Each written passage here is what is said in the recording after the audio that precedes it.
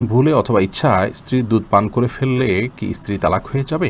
সালাতের সময় হয়ে গেলে আজান শুরুর আগেই কি নামাজ আদায় করা যাবে? ভাত খাওয়ার সময় কি বাম হাতে গ্লাস ধরে পানি খাওয়া যাবে? নামাজের মধ্যে এক সূরা যদি দুইবার পড়ি তাহলে কি আমার নামাজ হবে? জুমার নামাজ পড়া সম্ভব না হলে কি আমি জোহরের নামাজ পড়তে পারবো?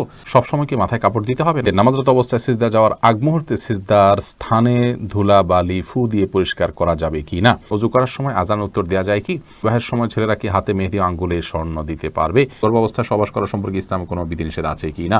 কোনো ঘরে প্রাণীর ছবি থাকলে নামাজ হয় না, বিকল্প ব্যবস্থা না থাকলে কি করব? বাচ্চা হওয়ার আগেই তার নাম ঠিক করে রাখা যাবে কিনা? আমি মানত করেছিলাম সুস্থ হলে 500 টাকা দান করব, কিন্তু মনে নেই এতিমকে না মাদ্রাসা, এখন কি করব? কাফনের কাপড় নাকি দরদাম করে কেনা যায় না, কতটা শরীয়তসম্মত? আমি একজন গৃহিণী, প্রতিদিন সংসারের অনেক কাজ করা হয়, এই কাজ করে কিভাবে সওয়াব অর্জন করতে পারবো? মানে সংসারের কাজকে কিভাবে ইবাদতে রূপান্তরিত করতে পারি? বিলম্ব না করে চলুন আমরা আপনাদের প্রশ্ন উত্তর দেওয়ার পালায়।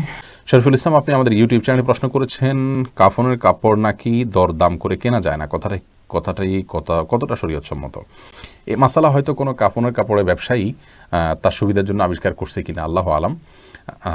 কারণ হলো এই ধরনের মাসআলা থাকলে তো কাফনের কাপড়ের বিক্রেতা যারা তারা লাল হয়ে যাবে, যে কোনো দাম চাইবে, আপনি দরদাম করতে পারবেন না। মূলত এরকম কোনো কথা কোনো দেশে বলা হয়নি। অন্য 10টি জিনিসের মতো কাফনের কাপড়ও আপনি দরদাম করে কিনতে পারবেন, কোনো অসুবিধা নেই। এস এম রেজওয়ানুল খান, আপনি লিখেছেন উভয় পক্ষের বাবা মা বেঁচে না থাকলে বিবাহের নিয়ম তরিকা কি হবে? অভিভাবক হিসাবে বড় ভাই আছেন, বড় ভাই না থাকলে চাচা আছেন, পরবর্তী যে স্টেপের অভিভাবক আছেন সে সমস্ত অভিভাবকদের মাধ্যমে বিবাহের অ্যারেঞ্জ করবেন। এরপরে সুমাইয়া আক্তার সুমা, আপনি লিখেছেন কোনো ঘরে প্রাণীর ছবি থাকলে নামাজ হয় না, বিকল্প ব্যবস্থা না থাকলে কি করব? যদি বিকল্প ব্যবস্থা না থাকে তাহলে সেক্ষেত্রে প্রাণীর ছবিকে ডেকে নামাজ পড়বেন। আর নামাজ হয় না বিষয়টা সেরকম না, ওই জায়গায় নামাজ পড়লে মাকরুহ হবে। বিশেষ করে যদি আপনার সলাতে সিজদার জায়গায় থাকে, সামনে থাকে, তাহলে সেক্ষেত্রে সেটা তো দৃশ্যত তাকে সিজদা করছেন এরকম আপনার মনেও আসতে পারে, বা দেখলে সেরকম দেখা যেতে পারে। এই জন্য একটু সরিয়ে নেবেন বা উপর করে রাখবেন। এভাবে বিভিন্নভাবে আপনি চেষ্টা করবেন। তাতেও যদি কোনো এরকমও যদি কোনো উপায় না থাকে তাহলে আপনি ওখানে সালাত আদায় করে নামাজ হবে না, বিষয়টা সেরকম না, মাকরুহ হবে, অপছন্দনীয় হবে। এরপর এমডি মাহমুদ হাসান, আপনি লিখেছেন নামাজরত অবস্থায় সিজদা যাওয়ার আগ মুহূর্তে সিজদার স্থানে ধুলা বালি ফু দিয়ে পরিষ্কার করা যাবে কি না? একান্ত প্রয়োজন না হলে এটি করবেন না, এবং এটি করতে গিয়ে অনেক সময় আমলে কাসির হয়ে যায়, অর্থাৎ আপনি এত বেশি ফু দিচ্ছেন। অনেককে দেখা যায় যে সিজদা যেতে গিয়ে এত বেশি ফুটা দিচ্ছেন আশেপাশে, তিনি আমলে কাসির করে ফেলছেন, অর্থাৎ তাকে একজন দর্শক দেখে নামাজে আসেন নাকি এমনিতে তিনি জায়গা পরিষ্কার করছেন এটা নিয়ে সন্দেহের মধ্যে পড়ে যায়। এত বেশি যদি তার নামাজের অবস্থা থেকে, হাইয়াত থেকে তিনি সরে যান, তাহলে সেক্ষেত্রে তার নামাজ কিন্তু বিশুদ্ধ হবে না এবং নামাজ নষ্ট হয়ে যাবে। আর যদি এত বেশি তিনি নড়াচড়া না করেন, বরং খুব আলতোভাবে ফু দিয়ে জায়গা পরিবর্তন করেন, পরিষ্কার করেন, তাহলে সেটা জায়েজ হবে। যদি এত ধুলাবালি হয় যে নিঃশ্বাসের সাথে তার নাকে ঢুকবে, তিনি ক্ষতিগ্রস্ত হবেন, অসুস্থ হবেন, এরকম আশঙ্কা থাকে, তাহলে এটি করা যেতে পারে। হাত দিয়ে একটু সরা দিলেন বা আপনি নাক দিয়ে ফু দিলেন, এটি জায়েজ আছে। কিন্তু একান্ত যদি জরুরি না হয় তাহলে শুধুমাত্র সূচিবায়ের কারণে বা অতি শৌখিনতার কারণে এমনটি করা সালাতের যে সৌন্দর্য সেটাকে নষ্ট করে দেয়। আয়েশা সিদ্দিকা রিনি আইডি থেকে লিখেছেন আমি মানত করেছিলাম সুস্থ হলে 500 টাকা দান করব, কিন্তু মনে নেই এতিমকে না মাদ্রাসা, এখন কি করব? আপনি যে কোনো দানের খাতে আপনি দান করলে আদায় হয়ে যাবে ইনশাআল্লাহ বিদিনিল্লাহ। সিরাজুল ইসলাম আইডি থেকে আপনি লিখেছেন বাচ্চা হওয়ার আগেই তার নাম ঠিক করে রাখা যাবে কিনা? যাবে, কোনো অসুবিধা নেই। বাচ্চা হওয়ার আগে থেকে ছেলে হোক মেয়ে হোক, ছেলে হওয়ার সমাবেশী হিসেবে ছেলের নাম, অথবা ছেলে মেয়ে দুইটা রেখে দিলেন, আগে থেকে ঠিক করে রাখলেন, কোনো অসুবিধা নেই। হাই ব্যাখ্যাত, আপনি ইউটিউব থেকে লিখেছেন আমি একজন গৃহিণী, প্রতিদিন সংসারের অনেক কাজ করা হয়, এই কাজ করে কিভাবে সওয়াব অর্জন করতে পারবো? মানে সংসারের কাজকে কিভাবে ইবাদতে রূপান্তরিত করতে পারি? দেখুন, একজন গৃহিণী তার সাংসারিক কাজকে ইবাদতে রূপান্তর করবার জন্য তার প্রথম কাজ হলো প্রত্যেকের হক যথাযথভাবে আদায় করা, সন্তানকে সঠিকভাবে লালন পালন করা, আল্লাহর সঙ্গে পরিচিত করানো, আল্লাহর নির্দেশে পরিচালনা করা, তাদেরকে সালাতে শিক্ষা দেওয়া, ইসলামী ভাবধারা শিক্ষা দেওয়া, স্বামীকে তার হকগুলো আদায় করা। নবী সাল্লাল্লাহু আলাইহি ওয়াসাল্লাম বলেছেন ওই মহিলা সবচেয়ে ভালো, শ্রেষ্ঠ, উত্তম, যাকে দেখে তার স্বামী সন্তুষ্ট থাকেন, দেখলে তার ভালো লাগে।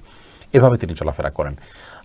অনেক হাদিসে আসছে নবী সাল্লাল্লাহু আলাইহি ওয়াসাল্লাম বলেছেন ইযা সাল্লাতিল মারআতু খামসাহা ওয়া সামাত শাহরাহা ওয়া আতাআত বা'লাহা ওয়া হাফিজাত ফারজাহা, যে মহিলা 5 ওয়াক্ত সালাত আদায় করেন এবং সিয়াম পালন করেন, তার স্বামীর আনুগত্য করেন, লজ্জাস্থান হেফাজত করেন, সে জান্নাতের যে কোনো দরজা দিয়ে প্রবেশ করতে পারবে।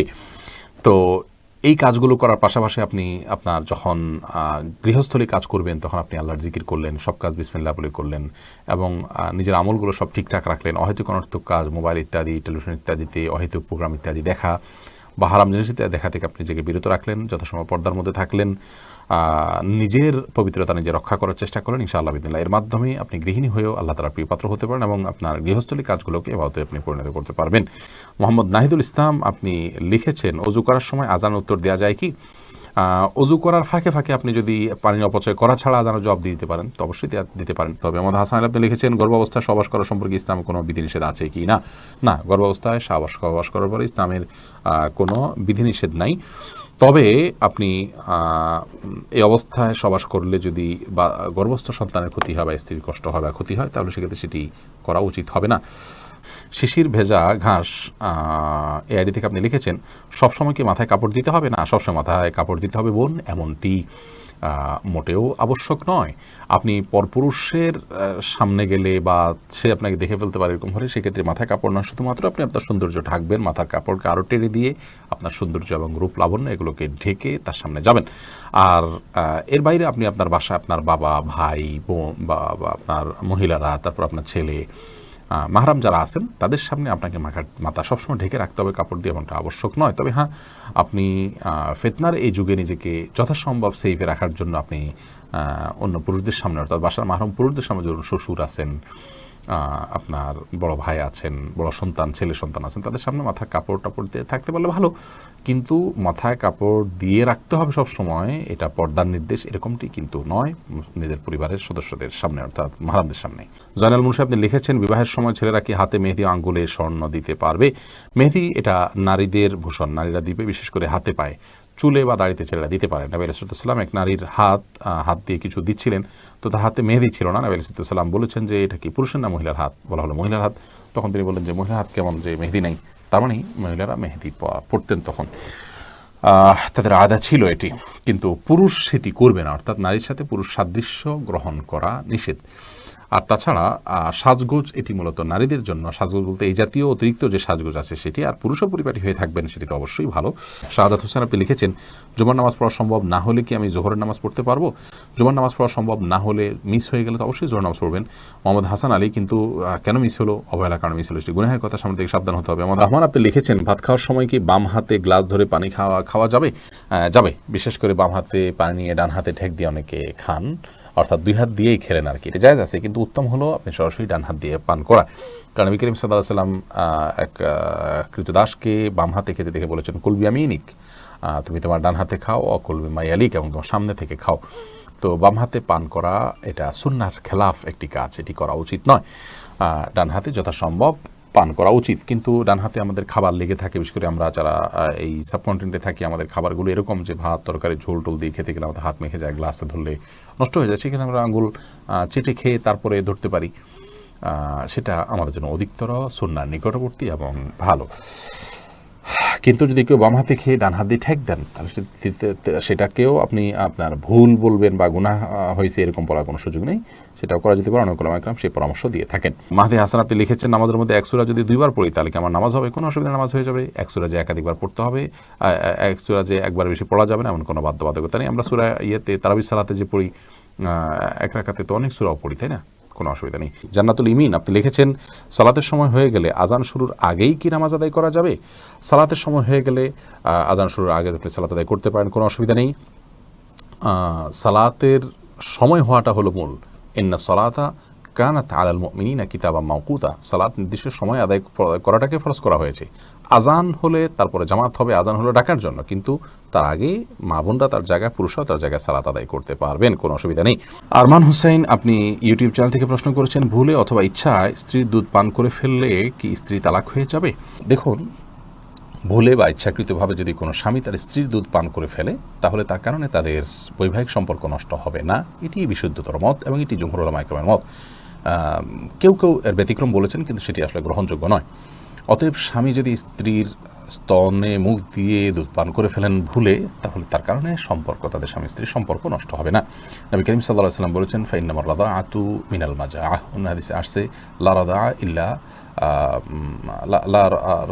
লা রাদাআ ইল্লা ফি সানাতাইন, আও কামা ক্বালা আলাইহিস সালাতু ওয়াস সালাম। 2 বছরের বাইরে গেলে যদি দুধ পান করানো হয়, সে দুধ পান করানোর ভিত্তিতে হারাম হওয়ার সম্পর্ক সাব্যস্ত হবে না।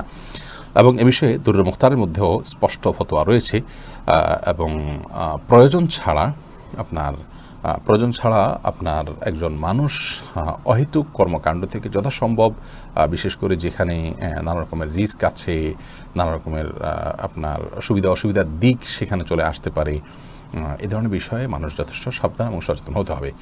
স্ত্রীর দুধ যদি অনিচ্ছাকৃতভাবে কারোর মুখে চলে যায় এবং সে পান করে ফেলে, তাহলে সেটা মানে ইচ্ছাকৃত যদি কেউ করে তাহলে সেটা নাজায়েজ হবে, গুনাহের কথা হবে।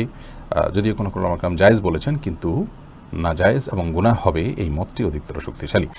সাবির আহমেদ আপনি আইডি থেকে লিখেছেন, মসজিদে না গিয়ে নিয়মিত নিজের ওয়াইফের সাথে ঘরে জামাতে নামাজ আদায় করা কি সঠিক হবে? মোটেও সঠিক হবে না ভাই সাব্বির। কারণ হলো আমাদেরকে আল্লাহ রাব্বুল আলামিন যে দিন দিয়েছেন, এই দিনে 5 ওয়াক্ত সালাত হলো সবচেয়ে গুরুত্বপূর্ণ আমল।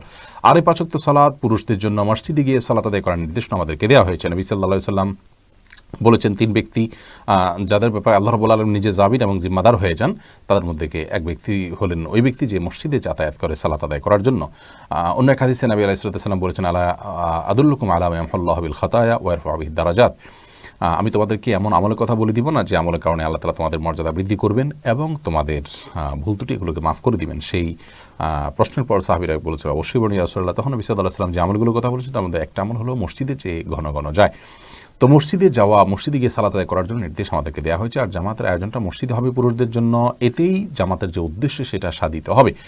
বাসায় আপনি যদি আপনার স্ত্রীকে নিয়ে জামাত নিয়মিত করেন, অথচ আপনার হাতের নাগালে আশেপাশে মসজিদ থাকে, তাহলে আপনার এই কাজটি উচিত হবে না, সঠিক হবে না। জামাতের সাথে সালাত আদায়ের যে নির্দেশ, সেই নির্দেশটা পালন হবে না। হ্যাঁ, আপনি জামাত আদায়ের সওয়াবটা পেলেন শুধুমাত্র। অবশ্য এ বিষয়ে রদ্দুল মুখতারের যে ফতোয়া রয়েছে, সেই ফতোয়া যদি আমরা সামনে রাখি, তাহলে সেক্ষেত্রে দেখতে পাই যে যদি আপনার পরিবার পরিজনের সদস্য যারা আছেন তাদেরকে নিয়ে আপনি জামাতের আয়োজন করেন, ধরুন মসজিদ দূরে, আপনি আপনার বাসা বাড়িতে বা আপনার বিল্ডিংয়ে যারা আছে তাদেরকে নিয়ে আপনি সালাতের আয়োজন করলেন, জামাতের আয়োজন করলেন সবাইকে নিয়ে, তাহলে এটা মাকরুহ হবে না। কিন্তু সেক্ষেত্রেও মসজিদে জামাতের সাথে সালাত আদায় করাকে আফদল বলা হয়েছে রদ্দুল মুখতারে।